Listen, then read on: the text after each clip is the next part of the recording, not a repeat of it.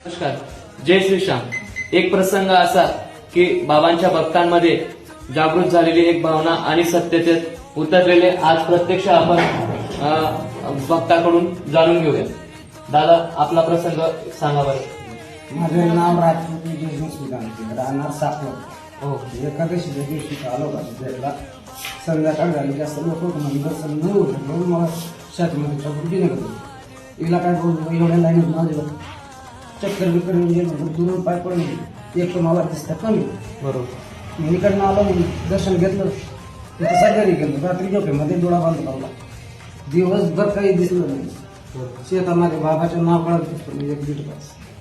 आणि दुसऱ्या दिवशी उठलो ना डोळा जशा बघा, भक्ताची एक जागृत महिमा ही आपल्याला समोर दिसते.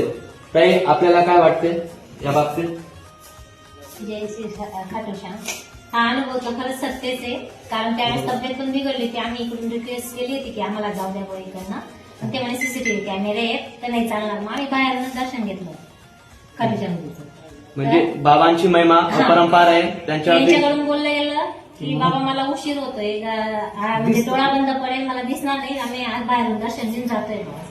तर दुसऱ्या दिवशी खरंच तसं झालं. सकाळी उठलो तर डोळा बंद पडला. मग त्यांना दिवसभर तसं दिसलं नाही एक डोळ्याने. नंतर मग संध्याकाळी शेतात गेले, आठवण आली त्यांना की आपण असं